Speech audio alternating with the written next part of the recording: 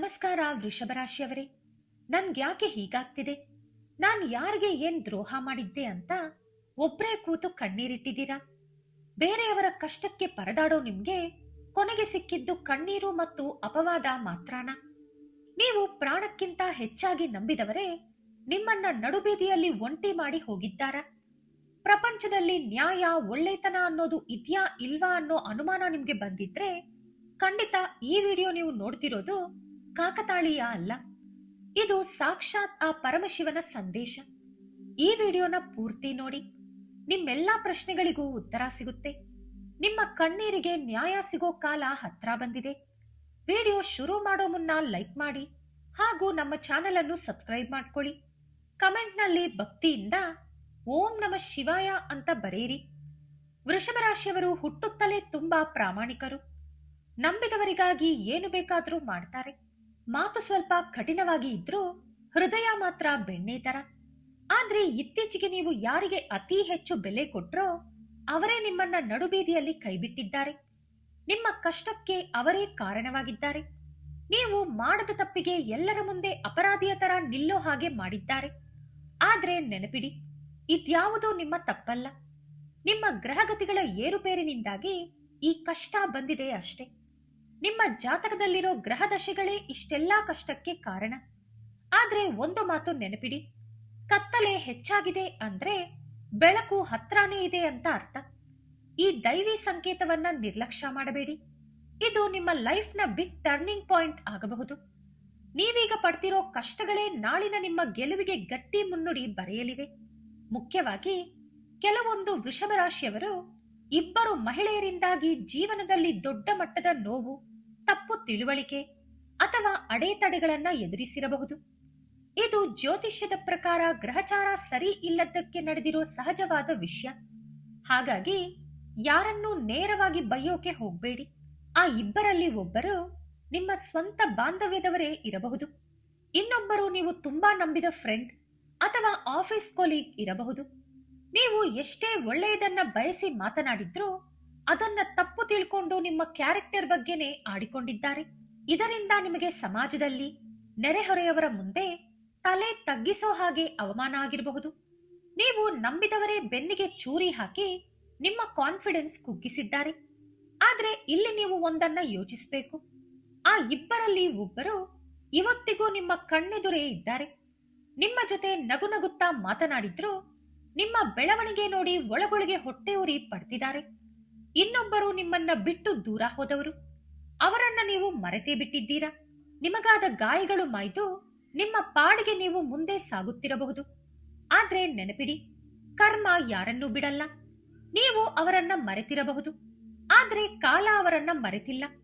ಈಗ ಅವರ ಲೈಫ್ನಲ್ಲಿ ನಡೆದಿರೋ ಒಂದು ಅನಿರೀಕ್ಷಿತ ತಿರುವು ಅವರನ್ನ ಮತ್ತೆ ನಿಮ್ಮ ಮುಂದೆ ತಂದು ನಿಲ್ಲಿಸಲಿದೆ. ಅವರು ಯಾರನ್ನೋ ಕುರುಡಾಗಿ ನಂಬಿ ಮೋಸ ಹೋಗಿದ್ದಾರೆ. ಅಂದು ನಿಮಗೆ ಮಾಡಿದ ಕರ್ಮ ಇವತ್ತು ಅವರಿಗೆ ತಿರುಗೇಟು ನೀಡಿದೆ. ನೀವು ಅಂದು ಹೇಳಿದ ಮಾತುಗಳ ಬೆಲೆ, ನಿಮ್ಮ ಪ್ರಾಮಾಣಿಕತೆ ಮತ್ತು ನಿಸ್ವಾರ್ಥ ಪ್ರೀತಿ ಏನೆಂಬುದು ಈಗ ಅವರಿಗೆ ಚೆನ್ನಾಗಿ ಅರ್ಥವಾಗ್ತಿದೆ.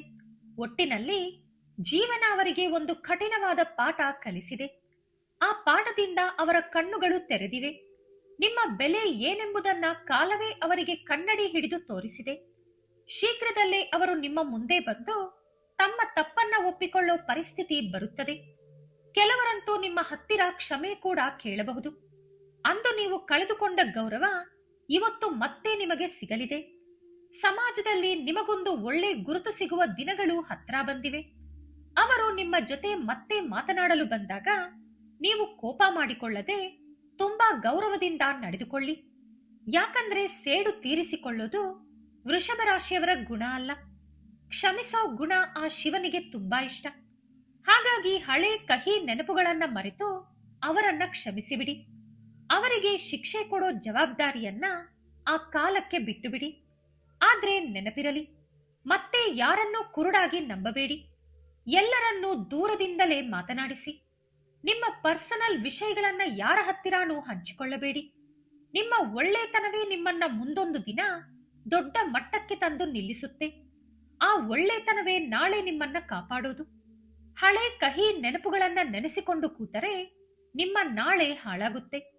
ಹಾಗಾಗಿ ಗತಕಾಲವನ್ನ ಅಲ್ಲೇ ಬಿಟ್ಟು ಅವರು ಬದಲಾಗಿರೋದನ್ನ ಬರೀ ಪ್ರೇಕ್ಷಕರಾಗಿ ನೋಡಿ. ಒಂದು ವೇಳೆ ಅವರು ಮತ್ತೆ ನಿಮ್ಮ ಜೊತೆ ಹತ್ತಿರ ಆಗೋಕೆ ಬಂದ್ರೆ ಒಂದು ಲಿಮಿಟ್ ಇಟ್ಕೊಂಡು ಅಷ್ಟರಲ್ಲೇ ಇರಿ.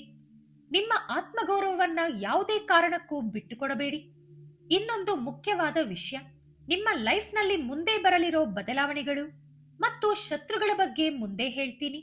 ಮಧ್ಯದಲ್ಲೇ ವಿಡಿಯೋ ಬಿಟ್ರೆ ನಿಮ್ಮ ಅದೃಷ್ಟ ಬದಲಾಯಿಸೋ ಪರಿಹಾರಗಳನ್ನ ಮಿಸ್ ಮಾಡ್ಕೋತೀರಾ. ಲೈಫ್ ಸೆಟ್ ಆಗಿದೆ ಅನ್ನೋಷ್ಟರಲ್ಲೇ ನೀವು ಇನ್ನೊಂದು ವಿಷಯದಲ್ಲಿ ಎಚ್ಚರವಾಗಿರಬೇಕು. ನಿಮ್ಮ ಜಾತಕದ ಪ್ರಕಾರ ಸದ್ಯಕ್ಕೆ ಮತ್ತೆ ಕೆಲವರ ಜೊತೆ ನಿಮಗೆ ಭಿನ್ನಾಭಿಪ್ರಾಯ ಬರೋ ಸಾಧ್ಯತೆ ಇದೆ. ಜ್ಯೋತಿಷ್ಯದ ಪ್ರಕಾರ ಕೆಲವು ನಿರ್ದಿಷ್ಟ ಅಕ್ಷರಗಳಿಂದ ಹೆಸರು ಶುರುವಾಗೋ ಜನರ ಜೊತೆ ಪರ್ಸನಲ್ ಅಥವಾ ಹಣಕಾಸಿನ ವಿಚಾರದಲ್ಲಿ ಜಾಗೃತೆಯಾಗಿರಿ. ಇದು ಎಲ್ಲರಿಗೂ 100% ಅನ್ವಯಿಸದೇ ಇರಬಹುದು, ಆದ್ರೆ ನಿಮ್ಮ ಒಳ್ಳೆಯದಕ್ಕಾಗಿ ಹೇಳ್ತಿದ್ದೀನಿ. ಅವರ ಗ್ರಹಗತಿ ಸರಿ ಇಲ್ಲದ ಕಾರಣ ನೀವು ಒಳ್ಳೆಯದನ್ನೇ ಹೇಳಿದ್ರೂ ಅದನ್ನ ತಪ್ಪು ತಿಳ್ಕೊಂಡು ದೊಡ್ಡ ರಾದ್ದಾಂತ ಮಾಡಬಹುದು. ಹಾಗಾಗಿ ಅನವಶ್ಯಕ ವಾದಗಳಿಗೆ ಹೋಗಲೇಬೇಡಿ. ಯಾರಾದ್ರೂ ನಿಮ್ಮನ್ನ ಬೇಕಂತಲೇ ಕೆಣಕಿದ್ರೂ ಸಿಟ್ಟಾಗದೆ ಒಂದು ಸಣ್ಣ ನಗು ಕೊಟ್ಟು ಅಲ್ಲಿಂದ ಹೊರಟು ಬಿಡಿ. ನಿಮ್ಮ ಟೈಮ್ ಚೆನ್ನಾಗಿರುವಾಗ ಹೊಸ ಶತ್ರುಗಳನ್ನ ಮಾಡ್ಕೊಳ್ಳೋದು ಬೇಡ. ನಿಮ್ಮ ಮೌನವೇ ನಿಮಗಿರೋ ದೊಡ್ಡ ಅಸ್ತ್ರ. ಎಲ್ಲಿ ಗೆಲ್ಲಬೇಕು ಅನ್ನೋದಕ್ಕಿಂತ ಎಲ್ಲಿ ಸೋಲಬೇಕು ಅಂತ ಗೊತ್ತಿರೋನೇ ನಿಜವಾದ ವಿನ್ನರ್. ಪ್ರತಿ ವಿಷಯಕ್ಕೂ ರಿಯಾಕ್ಟ್ ಮಾಡಬೇಡಿ. ಕಾಲವೇ ಎಲ್ಲದಕ್ಕೂ ಉತ್ತರ ಕೊಡುತ್ತೆ. ಇನ್ನು ನಿಮ್ಮ ಕೆಲಸ ಅಥವಾ ಬಿಸ್ನೆಸ್ ವಿಚಾರಕ್ಕೆ ಬಂದ್ರೆ, ಇಷ್ಟು ದಿನ ನೀವು ಪಟ್ಟ ಕಷ್ಟಕ್ಕೆ ತಕ್ಕ ಪ್ರತಿಫಲ ಸಿಕ್ಕಿಲ್ಲ ಅಲ್ವಾ? ನೀವು ರಾತ್ರಿ ಹಗಲು ಕಷ್ಟಪಟ್ಟು ಕೆಲಸ ಮಾಡಿದ್ರೆ ಕ್ರೆಡಿಟ್ ಮಾತ್ರ ಬೇರೆಯವರ ಪಾಲಾಗ್ತಿತ್ತು. ಆಫೀಸ್ ಪಾಲಿಟಿಕ್ಸ್ ನಿಂದ ನೀವು ಒಂಟಿಯಾಗಿದ್ರಿ. ನಿಮ್ಮ ಟ್ಯಾಲೆಂಟ್ಗೆ ಬೆಲೆನೇ ಸಿಗ್ತಿರಲಿಲ್ಲ. ಆದ್ರೆ ನೆನಪಿಡಿ, ಇನ್ಮುಂದೆ ಪರಿಸ್ಥಿತಿ ಹೀಗಿರಲ್ಲ. ಎಲ್ಲವೂ ಬದಲಾಗುತ್ತೆ. ನಿಮ್ಮ ಕೆರಿಯರ್ನಲ್ಲಿ ಒಂದು ಸೂಪರ್ ಗುಡ್ ನ್ಯೂಸ್ ಕೇಳೋ ಟೈಮ್ ಹತ್ರ ಬಂದಿದೆ. ನೀವು ಯಾವ ಫೀಲ್ಡ್ ನಲ್ಲಿ ಸೆಟ್ ಆಗ್ಬೇಕು ಅನ್ಕೊಂಡಿದ್ದೀರೋ ಅಲ್ಲೇ ಒಳ್ಳೆ ಅವಕಾಶಗಳು ಸಿಗಲಿವೆ. ಆಫೀಸ್ ಪಾಲಿಟಿಕ್ಸ್ ನಿಂದ ಬೇಸತ್ತಿದ್ದ ನಿಮಗೆ ಇನ್ಮುಂದೆ ಜಸ್ಟಿಸ್ ಸಿಗುತ್ತೆ. ಬಾಸ್ ನಿಮ್ಮ ಟ್ಯಾಲೆಂಟ್ ಅನ್ನ ಗುರುತಿಸ್ತಾರೆ. ಇನ್ನು ಬಿಸ್ನೆಸ್ ಮಾಡೋರ ಹಳೆ ಕಷ್ಟಗಳೆಲ್ಲ ಮರೆಯಾಗಿ ನಿಂತು ಹೋಗಿದ್ದ ಕೆಲಸಗಳು ಸ್ಪೀಡ್ ಪಿಕಪ್ ಮಾಡ್ಕೊಳ್ತವೆ. ಹೊಸ ಡೀಲ್ಗಳು ನಿಮ್ಮನ್ನ ಹುಡುಕಿಕೊಂಡು ಬರ್ತವೆ. ಆದ್ರೆ ಒಂದು ಮುಖ್ಯವಾದ ವಿಷಯ, ನಿಮ್ಮ ಮುಂದಿನ ಪ್ಲಾನ್ ಮತ್ತು ಸೀಕ್ರೆಟ್ಗಳನ್ನ ಯಾರ ಹತ್ತಿರಾನೂ ಶೇರ್ ಮಾಡ್ಕೋಬೇಡಿ. ನಿಮ್ಮ ಸಕ್ಸಸ್ ನೋಡಿ ಹೊಟ್ಟೆ ಉರಿದುಕೊಳ್ಳೋರು ನಿಮ್ಮ ಪಕ್ಕದಲ್ಲೇ ಇದ್ದಾರೆ. ಹಾಗಾಗಿ ಸೈಲೆಂಟ್ ಆಗಿ ನಿಮ್ಮ ಕೆಲಸ ಮಾಡಿಕೊಂಡು ಹೋಗಿ. ನಿಮ್ಮ ಆ ಮೌನವೇ ನಾಳೆ ಸಕ್ಸಸ್ ಆಗಿ ಸೌಂಡ್ ಮಾಡಬೇಕು. ಆರ್ಥಿಕವಾಗಿಯೂ ನಿಮಗೆ ಒಂದು ಅದ್ಭುತವಾದ ಸ್ಥಿರತೆ ಸಿಗಲಿದೆ. ಇಷ್ಟು ದಿನ ನಂಬಿಕೊಟ್ಟ ಸಾಲ ವಾಪಸ್ ಬಾರದೆ ಕೇಳಿದ್ರೆ ಗಲಾಟೆ ಆಗುತ್ತೆ ಅಂತ ನೀವು ಪಟ್ಟಪಾಡು ಅಷ್ಟಿಷ್ಟಲ್ಲ. ಆದ್ರೆ ಈಗ ಗ್ರಹಚಾರ ಸೂಪರ್ ಆಗಿದೆ. ಇನ್ಮುಂದೆ ಬರಲ್ಲ ಅನ್ಕೊಂಡಿದ್ದ ಹಣ ಅನಿರೀಕ್ಷಿತವಾಗಿ ನಿಮ್ಮ ಕೈ ಸೇರುತ್ತೆ. ನಿಮ್ಮ ಕಷ್ಟದ ದುಡ್ಡು ವೇಸ್ಟ್ ಆಗಲ್ಲ. ಬರಬೇಕಾದ ಪ್ರತಿ ಪೈಸೆ ನಿಮ್ಮ ಜೇಬಿಗೆ ಬರುತ್ತೆ. ಕೋರ್ಟ್ ಕೇಸ್ ಅಥವಾ ಆಸ್ತಿ ಗಲಾಟೆಗಳು ವರ್ಷಗಳಿಂದ ನಡೀತಿದ್ರೆ ಅದು ನಿಮ್ಮ ಪರವಾಗಿಯೇ ಬಗೆಹರಿಯುತ್ತೆ. ಪೂರ್ವಜರ ಆಸ್ತಿಯಲ್ಲಿ ನಿಮ್ಮ ನ್ಯಾಯಯುತ ಪಾಲು ನಿಮಗೆ ಸಿಗಲಿದೆ. ಆದ್ರೆ ಈ ಟೈಮ್ನಲ್ಲಿ ಅನಗತ್ಯ ಖರ್ಚು ಮಾಡದೆ ಫ್ಯೂಚರ್ಗಾಗಿ ಸೇವಿಂಗ್ಸ್ ಮಾಡಿ. ದುಡ್ಡಿದೆ ಅಂತ ಎಲ್ಲರಿಗೂ ಸಾಲ ಕೊಡೋಕೆ ಹೋಗಬೇಡಿ. ನಿಮ್ಮ ಅಗತ್ಯಗಳು ಮುಗಿದ ಮೇಲಷ್ಟೇ ಬೇರೆಯವರ ಬಗ್ಗೆ ಯೋಚಿಸಿ. ಇನ್ನು ನಿಮ್ಮ ಶತ್ರುಗಳು, ಫ್ಯಾಮಿಲಿ ಮತ್ತು ದೈವದ ಅನುಗ್ರಹದ ಬಗ್ಗೆ ಮುಂದೆ ಹೇಳ್ತೀನಿ.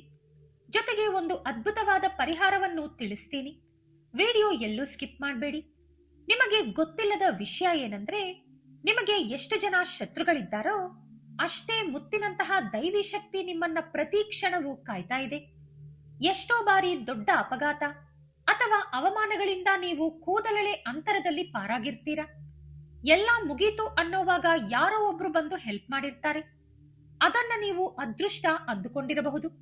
ಆದ್ರೆ ಅದು ಸಾಕ್ಷಾತ್ ಆ ಪರಮೇಶ್ವರನ ಆಶೀರ್ವಾದ.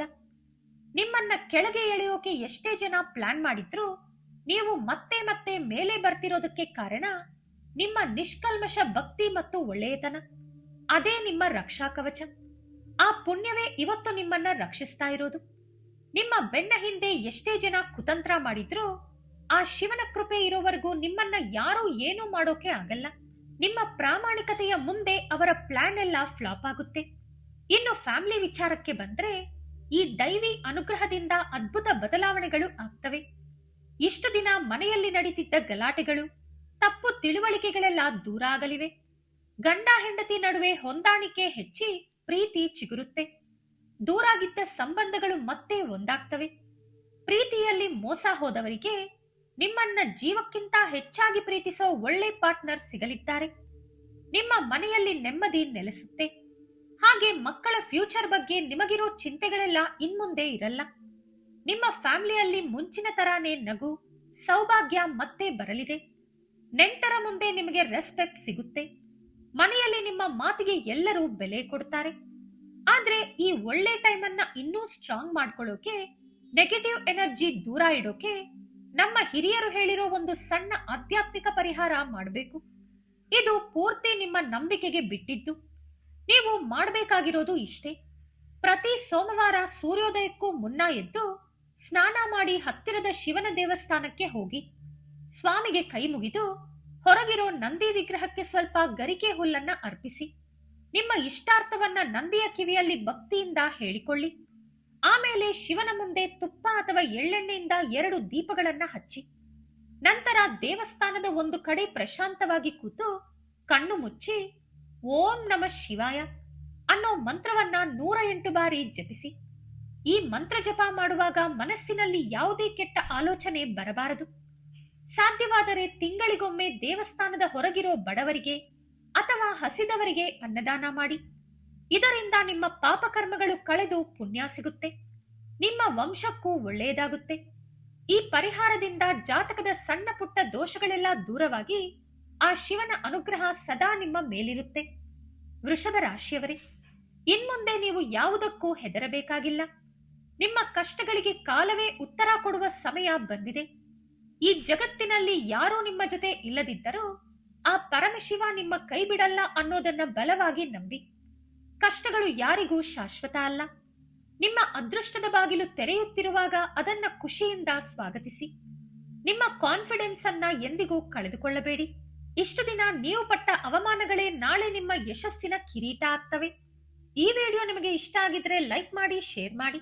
ನಮ್ಮ ಚಾನೆಲ್ ಅನ್ನ ಸಬ್ಸ್ಕ್ರೈಬ್ ಮಾಡಿಕೊಂಡು ಬೆಲ್ ಐಕಾನ್ ಕ್ಲಿಕ್ ಮಾಡಿ. ಧನ್ಯವಾದಗಳು.